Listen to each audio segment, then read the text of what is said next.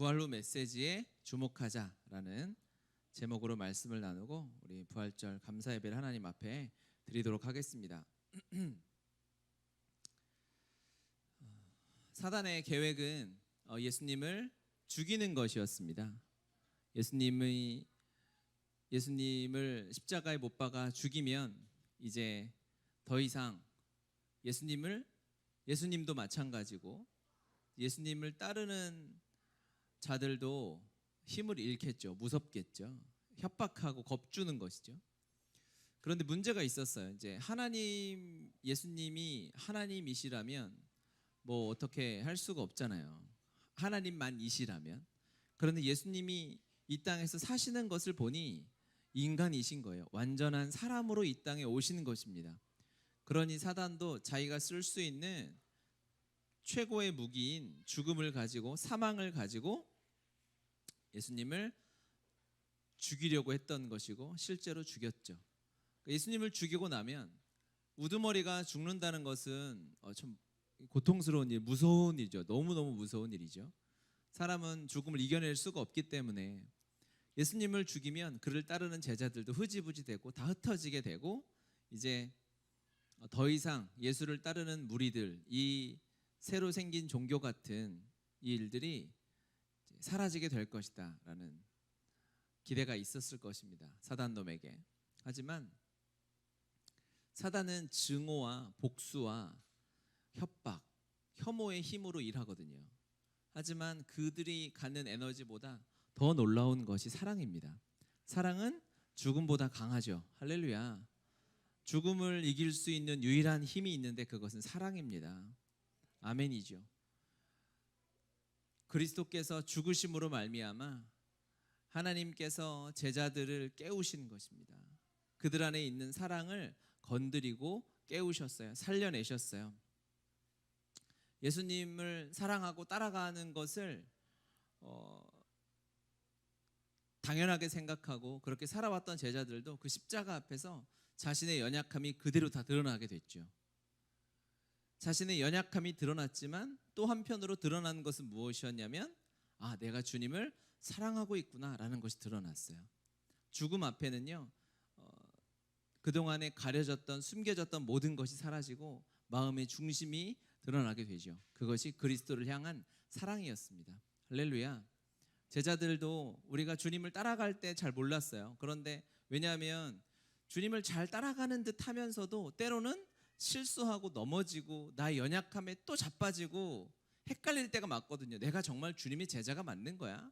내가 주님을 따라가는 게 맞는 거야? 연약함이 드러나는 것도 사실이지만 그 마음 중심에 있는 하나님을 향한 사랑이 드러나게 됩니다. 십자가의 사랑이 그래서 놀라운 것입니다. 하나님의 사랑이 우리 마음 안에 있는 모든 방어막들, 보호막들을 다 가면들을 다 제끼고 이제 하나님을 향한 순수한 마음을 드러내게 하시는데 그것이 주님을 향한 사랑이었고 주님의 사랑을 온전히 느낄 수 있게 되는 것이죠. 우리 한 장 앞으로 넘어가서 말씀을 읽어 보겠습니다. 한 장 앞으로 넘어가서 예수님께서 영원히 떠나가시고 그렇죠? 19장 38절 아리마대 사람 요셉은 예수의 제자이나 유대인이 두려워 그것을 숨기더니 이렇게 나오죠. 아리마대 요셉이라는 사람이 있었어요. 그런데 이 요셉은 예수님의 제자였어요. 그런데요 예수님의 제자도 사실인데 유대인들이 두려웠던 거예요. 그래서 주님을 따라가는 모습, 주님의 제자의 모습도 나에게 사실이었는데 이 세상을 두려워하고 여기서 유대인이라는 것은 무엇을 세상을 상징하죠. 세상의 권세와 권위와 소유를 상징하죠. 자기가 주님을 사랑하는 것도 사실이지만 또한 세상에 있는 것들도 포기하기 어려웠던 거예요. 왜냐하면 그는 부자였거든요.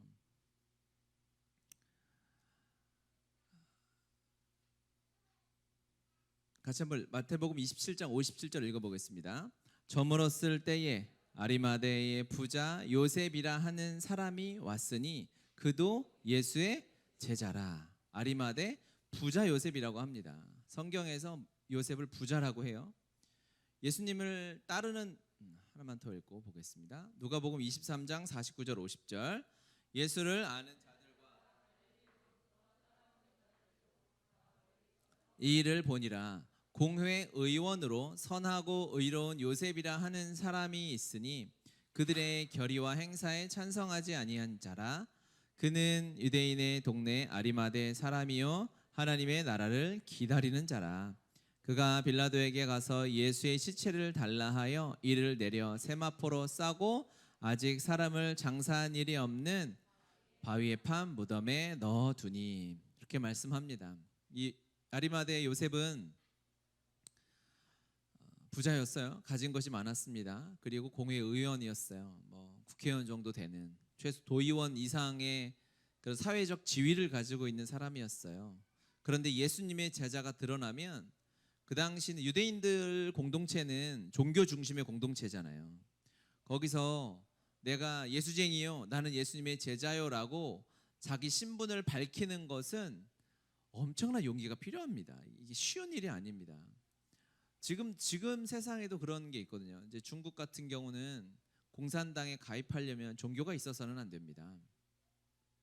중국의 공산당에 가입하지 않고 공산당에 가입한다는 것은 신분이 보장되는 거잖아요. 그냥 우리나라에서 공무원 되는 것보다 훨씬 더 안정적인 또 권력을 가질 수 있는 자리로 올라가는 것인데, 제가 2004년에 중국에 갔을 때 설교 때도 한번 말씀드린 적이 있지만 그곳에서 만난 한 부부가 있었습니다. 한 30대 초반, 20대 후반 정도 되는 부부였는데 부모가 공산당 간부였어요. 그런데 본인이 예수님을 만났어요. 아이고, 이런 불쌍한 거예요? 잘 된 거예요? 헷갈리시면 안 돼요. 어떻게 하면 좋아? 이런 표정으로 드라마 보듯이 하면 안 되고 잘 생각을 해봐야지. 부모가 공산당인데 당연히 나도 이제 간부기 때문에 아들도 그 권력과 또 그 안정된 신분과 재산으로 들어갈 수 있는데 예수님을 믿게 되니, 예수님을 믿는데 예수님을 부인하고 가면을 쓰고 공산당에 들어갈 수는 없잖아요. 특별히 주님의 부르심이 있어서 야, 네가 들어가서 거기를 해체시켜라, 이런 스파이의 사명을 받지 않는 한 숨기고 나의 입신양명을 위해서, 편안함을 위해서 속이게 되는 거잖아요. 그래서 그것을 부인할 수 없어서 집에서 쫓겨났어요. 쫓겨나서 정말 아주 비참한, 예수님 때문에 행복한, 세상적으로는 너무 가난하고 그런 삶을 살고 있죠. 어떻게 살아갑니까? 라고 그를 케어하던 선교사님께 물어봤더니 선교사님이 주는 후원금의 일부를 가지고 산다. 그럼 한 달 생활비가 얼마입니까? 라고 제가 선교사님께 물어봤어요. 선교사님이 이 부부의 자존심이 너무 상할 것 같아서 얘기할 수 없다라고 얘기하실 정도로, 그렇게 예수님을 택해서 실제로 세상의 모든 것을 잃어버리고 그저 주님의 부르심 따라 북한에 들어가려고 준비하는 그런 중국인 부부가 있었어요. 터키에 갔을 때도 저희를 도와줬던 그 이란인 부부는, 그 자매의 아버지는 이란의 정보부대 고위 관료라고 했습니다. 그래서 실제로 총을 차고 다니는, 물총 말고 실제 총알 나가는 총을 차고 다니는 사람이었다는 거죠. 그런데 예수님을 믿는 게 들통이 났어요. 그래서 아버지가 총을 들고 딸과, 이란은 무슬림 국가잖아요. 대통령보다 무슬림 사제가 더 높은 곳에 있는 나라지 않습니까? 총을 들고 죽이러 온다는 소식을 듣고 도망쳐서 터키로 난민처럼 살아가고 있는 부부가 있었죠. 아리마대 요셉이 비슷한 상황인 겁니다. 자기가 부자예요. 공회 의원입니다. 그런데 예수님을 알고 사랑하는데 이거를 온전히 오픈하기가 어려웠던 거예요. 주님을 사랑함도 사실이었지만 세상에 것도 있었던 거죠. 하지만 그리스도의 사랑이 이 모든 두려움을 넘게 하는 것입니다. 그리스도의 사랑이 모든 것을 뛰어넘게 해서 이 상황, 예수님이 십자가에 달려 죽으셨어요. 여러분, 빌라도와 대제사장들의 입장에서 생각해 봅시다. 이제는 진짜 전쟁인 거예요. 적들의 수장의 목을 뱄어요. 그러면 야, 쟤네들이 이거 눈깔이 뒤집혀가지고 우리를 공격하면 어떡하지? 가장 긴장하고 있을 그때에 이제 폭동이 일어날 수도 있는 것이고, 그를 따르는 많은 사람들이 있었잖아요. 기적의 빵을 먹었던 2만 명이 있었잖아요. 예수님을 열심히 따른다고 잡으러 갔을 때 대제사장의 종의 귀를 쳤던 베드로도 있었고, 보통 인간들이 아닌 걸 알고 있으니 그 앞에서 주님이 운명하시고 십자가에 예수님의 시신을 달라고, 내가 예수님의 제자라고 자신을 드러내면서 나아가는 것은 주님이 하신 일입니다. 그리스도의 사랑이 그를 움직이는 것이죠. 요셉이 주를 사랑했고 제자로 살아왔지만 십자가 앞에서 내가 선택해야 할 길이 정해진 거예요. 예수님께 이제 직진하는 것이죠. 고민하지 않고 오직 예수다, 이 길밖에 없다. 이어서 나오는 말씀은 우리가 38절 읽었죠? 39절, 일찍이 예수께 밤새 찾아왔던 니고데모도 모략과 침향 섞은 것 100리트라쯤 가지고 온지라. 니고데모, 우리가 알죠? 밤에 자기가 사람의 눈을 피해서 밤에 주님께 와서 어찌 사람이 거듭날 수 있겠냐고 물어봐서, 요한복음 3장에 그렇죠, 이 니고데모와의 대화를 통해서 요한복음 3장 16절에 이 놀라운 말씀을 우리에게 지금까지 주시게 된 거 아니겠습니까? 이 니고데모도 숨겨진 주님의 제자였던 것이죠. 그들이 하나님께서 아들 예수 그리스도를 십자가에 달려 죽게 하심으로 말미암아 하나님의 그 사랑을 만나게 된 것입니다. 사랑의 확증을 받은 것입니다. 말씀을 같이 읽어보겠습니다. 우리가 아직 죄인 되었을 때에 그리스도께서 우리를 위하여 죽으심으로 하나님께서 우리에 대한 자기의 사랑을 확증하셨느니라. 아멘, 아멘, 할렐루야. 우리가 죄인일 때에 주님을 온전히 따라가기 힘들고 온전히 예수님을 전부로 여기지 못하고 있을 그때에 주님을 만나서 비록 연약함이 드러나기도 했어요.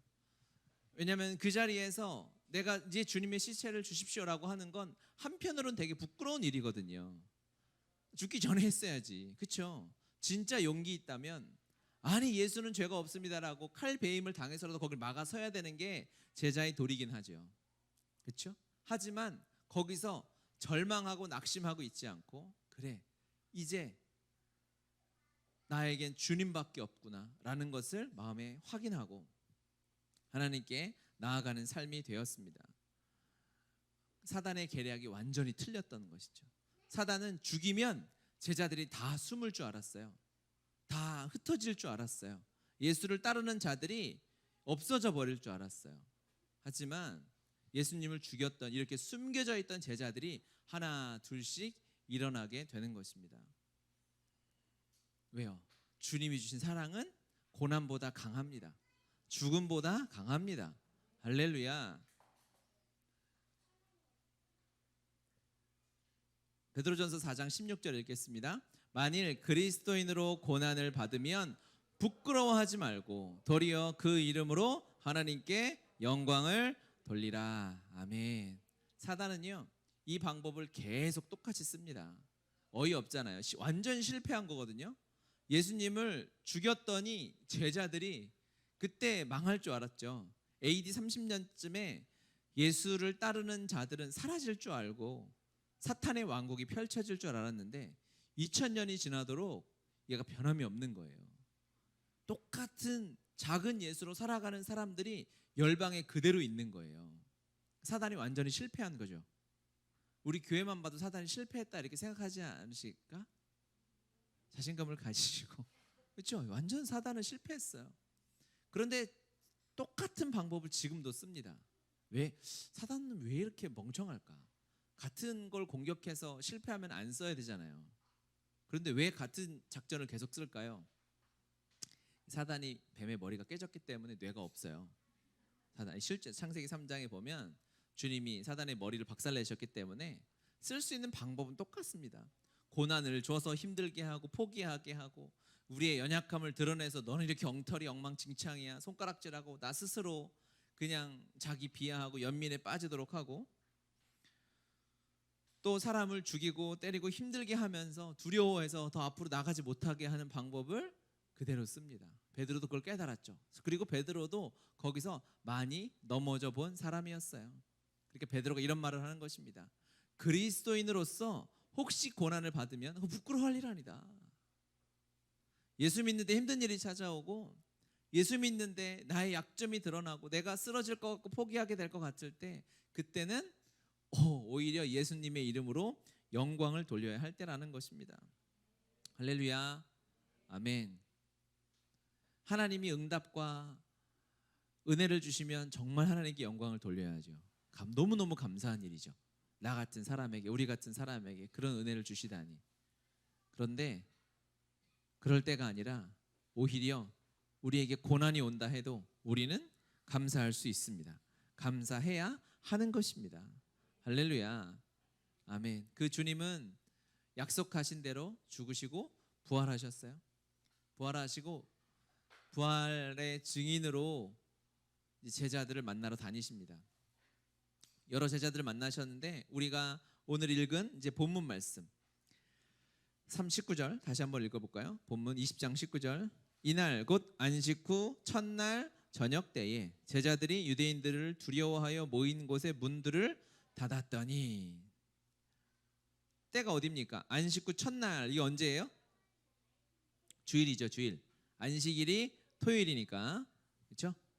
유대인들의 안식일이 토요일이니까 안식 후 첫날, 주일 새벽에 주님이 부활하셨습니다. 그렇죠? 예수님은 이제 목요일 밤에 체포되셔서 금요일 오전에 신문을 받으시고 금요일 해가 떨어지기 전에, 그러니까 약 3시에서 5시경 정도에 운명하신 거예요. 성경의 표현에 의하면 죽으셨을 때에 안식일이 거의 다가왔다 이렇게 표현하거든요. 안식의 때는 금요일 해가 떨어지면 안식이 시작되는 것입니다. 그러니까 그때 예수님이 돌아가셨어요. 우리의 지금의 요일로 치면 이제 금요일 오후가 되겠습니다. 해가 떨어지기 전에. 해가 떨어지기 전이었는데도 주님의 죽음을 성령 하나님께서 온 열방에 드러내셨죠. 해가 어두워지고 땅이 지진이 나고 하나님의 사랑, 또 하나님이 사망을 경험하게 되시는 그 엄청난 일이 실제로 이제 일어나게 됐습니다. 그리고 주님께서 토요일 하루를 시간으로는 이제 우리가 사흘 만에 부활하셨다 이제 날짜로 그렇고, 시간적으로는 이제 3일이 되지는 않는 거죠. 금요일 저녁부터, 그렇죠? 이제 주일날 새벽에 부활하셨으니, 새벽에 부활하셔서 새벽이 되자마자 여인들이 무덤에 찾아갔잖아요. 무덤이 비어 있었습니다. 그날 저녁, 그러니까 이틀 전에 금요일날 예수님 돌아가셨는데 예수님을 따르는 제자들은 여전히 유대인들이 두려워서 문을 닫고, 꽁꽁 문을 닫고 조용히 숨죽여 있었어요. 문을 닫았죠. 제자들이 유대인들을 두려워하여 모인 곳에 문들을 닫았더니 예수께서 오사 서서 이르시되 너희에게 평강이 있을지어다. 문을 닫았는데 주님이 막 문을 뚫고 들어오셨어요. 어떻게 들어오셨는지는 이제 우리의 상상, 이건 상상의 영역입니다. 주님이 순간 이동을 하셨는지 쭉 걸어 들어가셨는지 모르겠지만, 이제 부활의 완전한 하나님이 되신 예수님께서 문이 닫혀진 그 모임 한가운데 오셔서 첫 번째 하신 말씀이 무엇이냐면 너희에게 평강이 있을지, 따라해 봅시다. 너희에게 평강이 있을지어다. 아멘. 주님이 이제 부활하셨어요. 그리고 우리에게 평안을 전하십니다. 너희에게 평강이 있을지어다. 하나님이 선포하세요. 평안하다라는 것이죠. 주님이 부활하셨으니 이제 전쟁이 끝났다. 우리가 승리했다. 그렇죠? 할렐루야죠. 사망 권세를 다 깨트리셨기 때문에 사단의 힘은 없습니다. 권세는 없어요. 우리를 주장할 수 없어요. 그러면서 평안을 전하셨어요. 평안할지어다. 평안이 있을 것이다. 평강이 있을지어다라고 말씀하셨습니다. 여기서 주님이 말씀하시는 평강을 우리가 우리의 삶에서 좀 묵상해 볼 필요가 있습니다. 주님이 주시는 평안이 무엇일까요? 우리는 평안하다, 내 마음이 좋네, 평안하네 라고 생각할 때 우리는 어떤 생각을 하냐면 내 근심 걱정이 없고 두려운 게 없고 별로 고민이 없어서 그냥 다 좋은 거예요. 마냥 좋은 거예요. 가만히 앉아있는 통장에 돈이 막 들어오고 사람들이 다 나를 좋아하고 시간이 가는데 내 피부가 막 펴지고 이렇게 해가지고 너무 행복한 거죠. 마냥. 그게 평안일까? 그러면 우리는 다 평안을 못 누리고 있는 건가요? 사도 바울은 뭐예요? 그의 삶이 평안했어야 되잖아요. 그런데 베드로도 그의 삶이 평안해야 되는데 십자가에 거꾸로 매달려 죽었어요. 수많은 제자들이 순교했어요. 우리가 지금 평안하다라고 생각하는 것과 주님이 말씀하신 평안이 좀 다른 것 같죠? 다르다고 해줘야 이게 넘어가요. 달라요. 어려운 일이 있다 없다가 아닙니다. 우리를 공격하고 우리를 힘들게 하는 일들이 있을 것입니다. 하지만 주님이 나와 함께 하시기에 사단이 우리의 마음을 빼앗고 우리 힘들게 하고 아프게 하려는 일들이 있지만 그럼에도 불구하고 주님이 계시기 때문에 우리가 그 가운데서 하나님이 주시는 세상이 줄 수 없는 평강을 누리게 될 것이다 라고 말씀하시는 거예요. 할렐루야죠. 그 능력을 경험하시길 바랍니다. 이 부활 생명을 가진 자들은 할 수 있어요. 우리는 하늘에 속한 자니까. 땅에 속한 자들은 땅의 일들에 마음과 내 생각과 내 에너지를 전부 쏟죠. 그래서 어렵습니다. 그런데 우리는 그런 자들이 아니죠. 우리는 하늘에 속한 자입니다. 부활의 생명을 누린 사람들이기 때문에 세상에 무슨 일이 다가와도 내 눈앞에서 내가 계획했던 일이 틀어지게 되고 실수하고 넘어지게 된다 해도 주님이 나와 함께 하시기에 주님을 바라보면 그곳에서 평강과 평안을 누리는 삶을 살아야 하는 것입니다. 그들이 믿음의 증인인 것입니다. 그렇죠? 그러면 같이 아파서 병원에 입원했어요. 그러면 거기서 우리는 다르죠. 사람들은 죽음의 공포에 벌벌 떨지만 우리는 그곳에서 하늘의 영광을 사모하게 되는 것이죠. 일하던 일이 잘 안 됐어요. 재정적으로 어려움이 있어요. 사람들은 그때 불평하며 두려워하고 내 미래를 걱정하지만 우리는 그때 하나님의 계획을 바라보는 사람들이죠. 그렇죠? 할렐루야. 평안을 누리시길 바랍니다. 아멘. 아멘. 주님이 우리 본문에서 이제 4가지 말씀을 하셨어요. 이 4가지 말씀을 오늘 기억하시면 좋겠어요. 많이도 말고 4개만. 알았죠? 할렐루야. 4개만 기억하시고 밥 먹고 다 까먹지 말고 4개의 말씀을 기억합시다. 첫 번째는 우리에게 평강을 주시기 위함이다. 부활하셔서 제자들에게 하신 말씀을 주목하라고 했는데 첫 번째는 우리에게 평안을 주시고 두 번째는 무엇일까? 21절. 예수께서 또 이르시되 너희에게 평강이 있을지어다 아버지께서 나를 보내신 것 같이 너희를 보내노라 이렇게 말씀하십니다. 이제 제자들이 이전에는 막 예수님이 나타나셨는데 멍한 거죠. 문을 다 잠가놨는데 주님이 갑자기 모임 가운데 나타나셨으니 그래서 주님이 20절에 손과 옆구리를 보여주셨어요. 제자들이 정신을 차린 거죠. 진짜 예수님이구나. 부활하셨군 하나님이구나. 그래서 제자들이 정신을 차리고 나서 한 번 더 평강이 있을지어다라고 이제 반복해 주신 거예요. 제자들이 이때부터 들리기 시작한 거예요. 평강이 있을지어다라고 하시면서 아버지께서 나를 보내신 것 같이 나도 너희를 보내노라. 할렐루야. 하나님은 예수님이 부활하실 때 예수님 승천하실 때 가장 제자들에게 좋은 것은 무엇이냐면 주님 승천할 때 같이 승천하는 것입니다. 그게 제일 할렐루야 아니겠어요? 고난당할 일 고통당할 일 없이 주님 감람산에서 올라가실 때 이제 번호표 같이 뽑아가지고 주님 1번 다음 나 2번 쭉쭉 올라가면 되거든요. 그런데 주님이 그렇게 하시지 않고 이제 천국 부활 생명을 목도하고 소유한 너희들을 내가 다시 세상에 보내노라 라고 했어요. 우리를 보내신 분이 예수 그리스도이십니다. 근데 거기 단서가 하나 있어요. 아버지께서 나를 보내신 것 같이 라고 했습니다. 예수님이 우리를 어떻게 보내셨는가를 볼 필요가 있는데 마태복음 28장 18절에서 20절 같이 읽겠습니다. 예수께서 나와 말씀하여 이르시되 하늘과 땅의 모든 권세를 내게 주셨으니 그러므로 너희는 가서 모든 민족을 제자로 삼아 아버지와 아들과 성령의 이름으로 세례를 베풀고 내가 너희에게 분부한 모든 것을 가르쳐 지키게 하라. 볼지어다 내가 세상 끝날까지 너희와 항상 함께 있으리라 하시니라. 아멘. 하늘과 땅의 모든 권세를 내게 주셨다라고 했습니다. 그렇죠? 주어가 생략되죠. 하나님 아버지께서 하늘과 땅의 모든 권세를 주셨어요. 아버지의 이름을 주셨어요. 왜?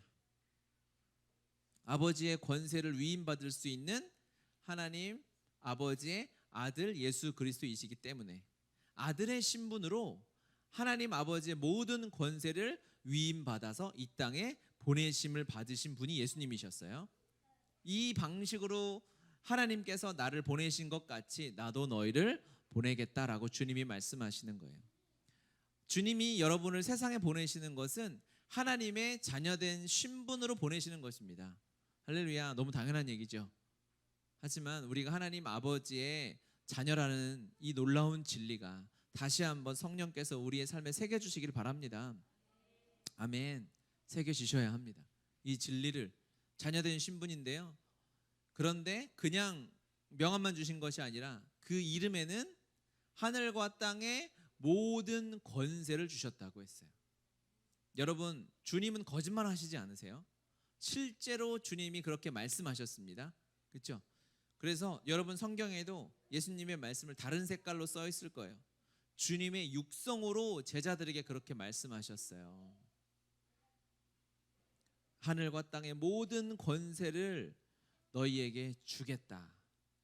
우리에겐 실제로 이 하늘과 땅의 모든 권세가 우리에게 있습니다. 그리스도인의 삶은 이 권세를 누리고 하나님이 주신 권력에는 특권이지만 의무도 있잖아요. 그렇죠? 이거는 누려야 하는 것이고 또 바른 곳을 향해서 이 사랑이 이 하나님의 권세가 필요한 곳을 향해서 우리가 올바로 사용해야 돼요. 어떻게 사용할 수 있을까요? 그것은 기도를 통해서 사용할 수 있습니다. 하늘의 권세를 가진 자만이 예수님의 이름으로 하나님 아버지께 기도할 수 있어요. 하나님 아버지께서 그 기도를 듣고 그 기도를 통해서 하나님의 권세가 이루어지게 되는 것입니다. 죄사함의 권세는 하나님께만 있어요. 그런데 우리가 복음을 전함으로 인해서 죄사함의 권세가 흘러가죠. 병을 고칠 수 있는 자는 오직 하나님 아버지밖에 없습니다. 할렐루야. 우리가 기도함으로 병 고침을 받죠. 사람의 마음을 위로할 수 있는 것도 하나님 아버지만이 할 수 있는데 그 권한과 권세를 우리가 다 위임받아서 우리가 기도하고 우리가 예수님의 이름으로 사랑과 은혜를 나눌 때에 그들이 하나님의 마음으로 위로를 받을 수 있어요. 하나님의 권세를 위임받았으면 그 위임받은 권세를 여러분 사용해야 합니다. 권한을 가지고 제대로 행사하지 못하면 그에 따른 책임이 있는 거죠.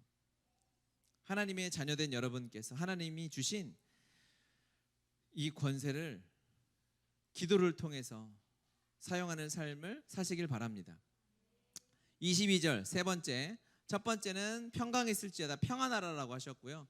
두 번째는 내가 너희를 보내노라 라고 하셨고요. 세 번째는 22절 같이 읽겠습니다. 이 말씀을 하시고 그들을 향하여 숨을 내쉬며 이르시되 성령을 받으라 라고 하셨습니다. 성령을 받으라. 성령을 받는다는 것은 성령님은 우리 안에 들어오시지 않습니까? 그렇죠? 우리 안에 들어오셔서 왜 들어오실까요?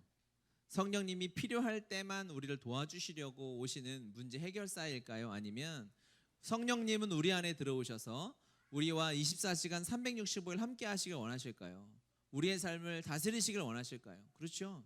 성령님은 우리가 어려울 때, 내가 도움이 필요할 때 그때 부르면 슈퍼맨처럼 아이언맨처럼 나 힘들어요, 나 도와주세요 하고 하면 어디서부터 슉 날라와가지고 오시는 분이 아니고 항상 나와 함께 하셔서 나를 다스리시고 통치하신 하나님이십니다.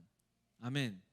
성령을 받으라고 한 말의 이면에는 전제가 있어요. 우리는 성령 없이는 이 하나님이 주시는 평안을 누릴 수 없고요. 하나님이 주시는 권세를 사용할 수가 없는 거예요. 그렇기 때문에 성령을 받으라라고 하신 것입니다. 그 얘기는 주님이 보시기에는 우리는 여전히 가능성이 없어요. 안 되게 된 거죠. 딱 보니까 하나님이 주신 약속은 너무 대단한데 이것을 살아낼 힘과 능력이 우리에게 없는 걸 주님이 잘 아시는 거죠. 나보다 나를 더 잘 아시니 그래서 성령을 보내주셔서 그래 이 일을 하나님께서 너희를 통해서 하겠다라고 약속하시는 것입니다. 성령을 받으라. 이 약속에는 우리의 노력이 담겨 있지 않아요. 그래서 성령을 받는데 우리가 열심히 하면 성령을 받을 수 있습니까? 기도를 1시간 하면 성령을 받을 수 있나요? 10시간 하면 받을 수 있나요? 전적으로 하나님께서 하시는 일들을 말하는 것입니다. 그리스도인의 삶은 주님이 하셔야 합니다. 주님께 다 맡겨야 됩니다. 주님이 내 삶에 느껴지지 않을 때는 여러분 내 손에 있는 모든 것을 내려놓고 그 자리에 멈추고 성령의 일하심을 볼 수 있어야 해요. 보셔야 합니다. 성령이 우리 안에 계십니다. 느껴지시나요? 안 느껴져도 상관없어요. 느껴지든 안 느껴지든 성령이 우리 안에 계시는 것이 진리입니다. 그러면 성령님께 맡기면서 성령님 내 안에 계시니 일하여 주십시오. 말씀하여 주십시오. 역사하심을 보여주십시오라고 성령께 계속 간구하고 걸어가야 해요. 성령께 나아가야 합니다. 예수님께서 성령을 받으라라고 약속하신 것은 내가 성령을 너희에게 부어주겠다. 말세 내 영을 내 남종과 여종들에게 부어주겠다라고 주님이 약속하신 것입니다. 이 마지막 때에 성경의 말세는 언제냐? 주님이 부활하신 이후부터가 성경에서 말하는 말세거든요. 그때 성령이 부어졌잖아요.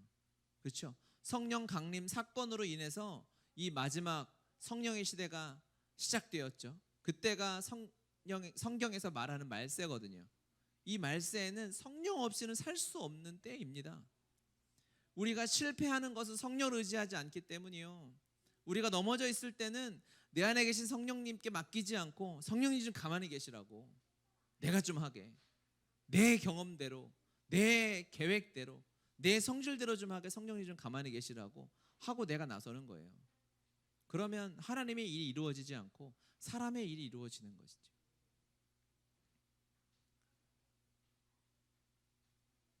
성령을 받으라. 따라해 봅시다. 성령을 받으라. 이 말씀을 너는 안 돼 라는 거예요. 네 힘으로는 하지 마. 그렇게 하면 망해. 내가 할 거야. 내 삶을 주님이 하시겠다라는 아버지의 열정이 담겨 있는 것입니다. 아들 보내주시는 것으로 멈추지 않으셨어요. 아들 주셨는데 이제는 성령까지 우리에게 보내주셔서 하나님의 영이신 성령이 우리의 삶 전체를 온전히 지금부터 주님 만나는 그날까지 다 하나님의 것으로 삼고 싶으신 거예요. 하나님의 사랑이 이거예요. 하나님은 우리를 사랑하셔서 우리가 적당히 남들보다 괜찮은 삶, 죄 덜 짓는 삶이 아니라 성령께 사로잡혀서 하나님의 말씀과 완전히 연합하여 부활 생명으로 사는 삶을 꿈꾸셨습니다. 그렇게 십자가와 그 이후의 삶을 하나님이 계획하시고 디자인하셨어요. 할렐루야, 아멘. 이것이 하나님의 꿈입니다. 이것이 하나님의 비전이에요. 우리의 삶에 그것이 다 이루어지기까지 포기하지 마시고, 지금까지 만족이 안 되면 내일부터 한 걸음 더 주님께 모든 걸 맡기는 것이죠. 주님이 이루실 것입니다. 반드시. 그리고 주님은 이 고백을 받아내실 거죠. 성령이 하셨구나. 성령 받고 이제 네 번째 말씀은 무엇이냐? 23절 같이 읽겠습니다. 너희가 누구의 죄든지 사하면 사하여질 것이요 누구의 죄든지 그대로 두면 그대로 있으리라 하시니라. 아멘. 자, 이 말씀을 그대로 읽으면 너희가 누구든지 죄를 사해주면 그 사람 용서함 받는데요. 여기서 오해하기 좋죠. 뭐야, 이제 내가 판사가 된 것처럼 하나님 자리에 올라간 것 같은 생각이 들죠. 들어야 됩니다. 이걸 그대로 읽으면 무슨 말인지 모르겠어요? 우리가 죄를 사하면 사하여진다. 우리는 사함 받은 자잖아요. 그렇죠?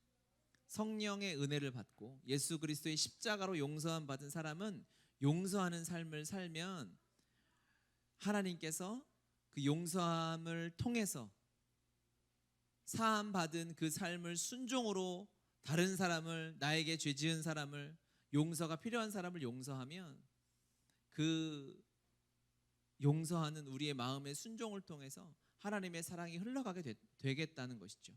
그러니 결론적으로 물론 내가 그 사람의 죄를 용서해 줬다 해서 그 사람이 주님 앞에 회개하지 않으면 그 사람은 하나님 앞에서 용서를 받아야 되잖아요. 그렇죠? 누가 날 때렸어요. 그럼 제사도 속건제가 있잖아요. 사람 앞에 화해를 하고 하나님 앞에 나와 제사를 드려야 하나님께서 죄를 용서해 주시는 것이 맞지 않습니까? 우리는 죄사함의 권세가 없으니 하나님이 아니니까. 그런데 주님께서 이렇게 말씀하신 이유는 무엇이냐면 우리가 받은 이 용서의 은혜가 정말 어마어마한 거예요.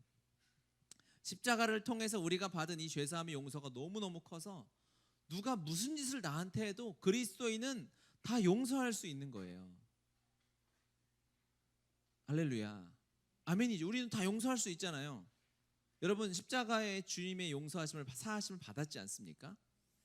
우리가 예수님께 침뱉은 자요. 우리가 예수님의 채찍을 때린 자고, 우리가 예수님 지나가는데 아우 차라리 저 강도 바라바를 풀어줘야지 어떻게 예수를 풀어줄 생각을 하냐고. 예수를 십자가에 못 박은 자가 우리잖아요. 그럼에도 불구하고 주님은 그곳에서도 배신하고 떠나가는 우리를 포기하지 않으시고 끝까지 사랑하셨어요. 끝까지 안아주셨어요. 그리고 주 안에서 이 은혜를 누리며 살게 하는 거예요. 이거를 받은 우리가 누가 다가와도 우리 용서할 수 있죠. 누가 나에게 무슨 짓을 하도 용서할 수 있죠. 이 은혜가 너무 크기 때문에, 이 용서의 은혜가 너무너무 대단해서 우리가 그 자리에서 사람들을 용서하면 그들이 우리가 하는 용서를 통해서 그리스도의 향기를 맡아서 결론적으로 주님 앞에 모든 죄를 사함을 받는 자리까지 나아가게 될 것이기 때문에 그렇습니다. 첫걸음, 우리가 이 세상에 용서하는 삶을 살도록 하나님이 말씀하시는 거예요. 성령이 아니면 불가능하긴 하죠. 사람의 노력으로 안 되죠. 용서가 안 돼요. 나를 배신한 사람 용서가 잘 안 되고, 나에게 상처 준 사람, 어디서 나한테 험한 얘기하고 나를 손가락질하고 나를 힘들게 하는 사람 용서가 잘, 이 세상에 용서 안 되고 이해 안 되는 사람 많죠. 하지만 그를 용서하면 그가 사함을 받을 것이다. 하나님 앞으로 나아오게 될 것이다. 구원의 놀라운 비밀이 여기 있는 것입니다. 세상 사람들을 하나님 앞으로 인도하는 길에는 내 마음 안에 있는 그를 향한 모든 서운함과 판단하는 모든 마음들을 다 빼고 용서함으로, 사랑함으로 안아주기만 하면 그가 주 안에서, 하나님 안에서 사함을 받고 은혜를 누리고 생명을 누리는 삶을 살아가게 되는 것입니다. 그래서 우리 그리스도인은요, 성령 받은 부활의 생명을 누린 우리는 이제 어디 가든 용서하는 삶을 살아야 해요. 어디 가든 누가 무슨 짓을 하든 작은 것 같지만 내가 내 자리에서 한 번 용서하면 그 용서가 다른 용서를 낳게 되고, 지금은 누가 나한테 피해 주는 거를 우리가 견딜 수 없는 세상 아닙니까? 나에게 안 좋은 이야기하고 누가 나에게 손가락질하고 나에게 어려운 일을 하면 우리는 견디지를 못하죠. 어떻게든 복수하려고 하고 안갚음하려고 하고 그가 대가를 치르는 거를 보려고 하는 거죠. 그냥 이제는 한국 교회가 나서서, 우리 그리스도인들이 나서서 용서해야 해요. 그냥 용서해야 해요. 그가 하나님 앞으로 돌아오는 유일한 길은 우리가 용서하는 길밖에 없는 것입니다. 이제 여러분들도 누가 우리에게 무슨 짓을 하든 용서하고 안아주는 삶, 위로하는 삶을 살아가시길 바라요. 성령께서 원하시는 삶, 성령이 우리 안에 하시는 삶은 바로 그런 것입니다. 그 사함 받아야 될 거 아닙니까? 그 사람도 구원 받아야 될 거 아니겠습니까? 우리 네 가지를 기억합시다. 첫 번째, 주님이 부활하셔서 하신 첫 번째 말씀은 평강이 있을지어다입니다. 이제 우리의 삶엔 완전한 평안함이 있을 것입니다. 무슨 일이 일어나든, 내 몸이 아프든 말든, 이 세상 일이 어떻게 되든 우리의 삶은 예수님 때문에 누리는, 세상이 줄 수 없는 평안을 누리며 살아가게 될 것입니다. 아멘이시죠? 두 번째, 주님이 하신 것은 이제 우리가 세상을 살아가는데 주님이 자녀된 신분으로 우리를 보내신 거예요. 하나님의 권세를 다 우리에게 위임하셔서 하나님이 능력을 부어주셔서 우리가 살아가게 하시는 것입니다. 세 번째는 성령을 받으라입니다. 성령을 부어주겠다입니다. 여러분 안에 성령 하나님이 계십니다. 성령님이 우리의 삶을 이끌어 가시는 줄 믿습니다. 그리고 이제 용서하는 삶을 사십시다. 할렐루야. 우리의 가정이 변화될 것입니다. 용서만이 사람을 바꿀 수 있어요. 채찍으로는, 회초리로는 사람을 바꾸기 어렵습니다. 잘못에 대한 징계는 되겠죠. 징계를 많이 받는다고 사람이 바뀌겠습니까? 하지만 내가 잘못한 것을 깨달았을 때, 그때 용서의 은혜를 입으면 마음이 바뀌게 되는 것이죠.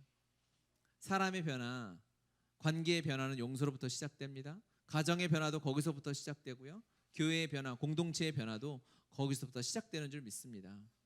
용서를 그 사람에게 당장 할 자신이 없으면 먼저 하나님 앞에 기도하는 것입니다. 그 영혼도 그 사람도 주님 용서하라 하시니 용서하기 원합니다 라고 시작할 때 하나님 일하실 것입니다. 아멘. 우리 함께 기도합시다. 말씀을 기억하면서 우리 함께 기도했으면 좋겠습니다.